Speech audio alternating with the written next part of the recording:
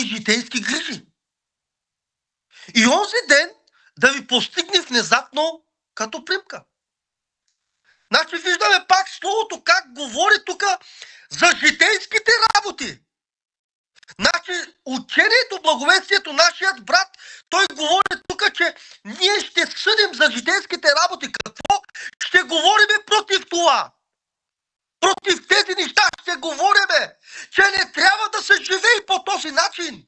Че не трябва да се живее по този начин, който човекът си мисли. Търсиш богатство, за да можеш ти да живееш в удоволствията. Защото искаш удоволствието. После се говори в Лука 21, че ние трябва да внимаваме, казва, да бъдем внимателни. За да може да ни натежи, казва, сърцето ни. За да може да не прияждаме. Да не търсиме трапезите. Да не търсиме пиянството. Нито пък житейските грижи, от които да не постигне внезапно смъртта. Затова по-надолу го казва.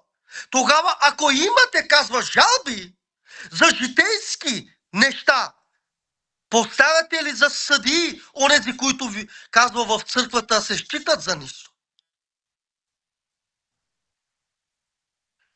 И казва, казвам това, за да ви направят да се засрамите. Истина ли е, че няма между вас нито един мъдър човек, който би могъл да отсъди между братята си, а брат с брата се съди, и то пред невярващите? Вижте за какво се говори тук. Вижте до каква степен той говори това. Защото в днешно време, както и в Словото казва, братя, да не се лъжим един на друг. Лъжат са един на друг и после се съдят. Какво се съдят? Изкарваш го лъжец, изкарваш го измамник, изкарваш го това, правиш това. Брата си съди. За какво? За кои? За тези житейски работи. За този свят. Ето до тази степен стигна християнството. Затова, когато няма зрялост, където да разбереш благовестието, ето поради тази причина стават тези неща. Брата лъжи.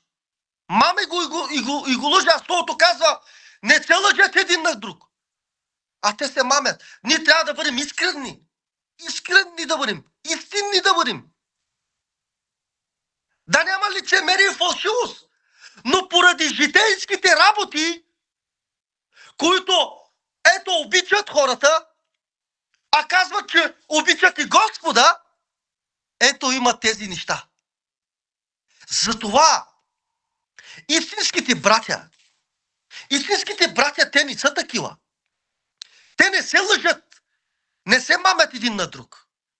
Те са искрени един към друг. Те не носят теготите си, казва. Те състрадават един към друг.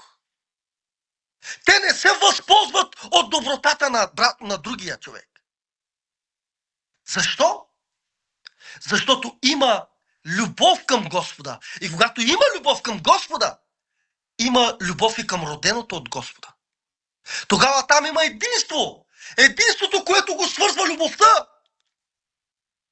Затова там има поради тази причина какво? Загуба. Каква е тази загуба? Загубата е, че пред невярващите, когато се случват тези неща, ето поради тази причина невярващите не искат и да виждат християните вече. Защо? Защото се похули много името поради такива хора. Поради кои хора? Поради такива, които се наричат християни, а живеят в какво? В беззаконието, в мръсотията, в измамата, в греховете. Те са станали по-големи мафиоти. Крият се за Словото. Как се крият за Словото? Правят се на добри, а вътре са мръсни. Как? Зли. Зли. И то много зли. До такава степен, че са готови да направят всичко, само да постигнат целта си. И го правят. Ще те бият, ще те заплашват. До такава степен, че нищо не се различава от мафиотите. По нищо. Същата стратегия имат. Същото постъпват като тях. Като света просто. Като света. Как? Продават наркотици. А пък се правят на християни. Но знайте, че един ден така лошо ще застанат пред Господа и те са осъдени вече тези хора. Осъдени са вече. Както и Словото казва. Те се осъдиха. Огоиха с ден за клане. Огоиха се за ден за клане, се огоиха. Техният съд вече е станал. Затова казвам и затова го чета, че ето ние трябва да бъдем будни и трезви и да не живеем така по този начин, а да живеем като деца от светлината и да не любиме света и да не се занимаваме с житейските работи. Защото житейските работи са това, че заглушават семето и не дават плод. Ето поради тази причина с години наред няма плод. Защото се занимават с житейските работи през целият си живот. Чакай, това ще постигна, чакай това да направя. Защо? Само и да угодя на удоволствията си, да направя удоволствието на душата ми. А къде е плодът, от който Господ иска да се нахрани, да се види, демек, дето Той го иска това? Тази духовна храна, каква е? Благоухадна? Плодът? Христовоподобния живот. Вижте, по-надолу го казва. Всъщност, вие вече сте допуснали загуба, казва. Допуснали сте загуба, казва. Поради това, че имате жалби помежду си, казва. Имате жалби помежду си. Допуснали сте загуба. Защо?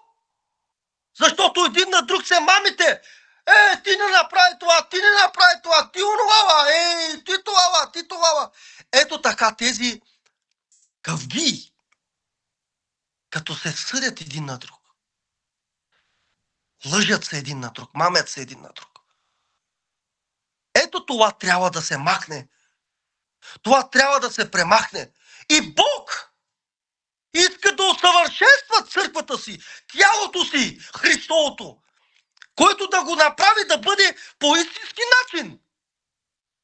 Както трябва да бъде. Вижте ранната църква как е живяла. Че никой не лъжеше брат си. Казва, всичко беше в единодушие, защото са имали една вяра, един дух, едно кръщение. А в днешно време виждаме колко са много различията. Поради каква причина? Причината е това, че ето житейските работи, светът, богатствата на този свят направиха така да бъдат всички измамници. Но знайте, че има истински. Не бой се, малко стадо. Бог ми казва благоволи да даде царство си.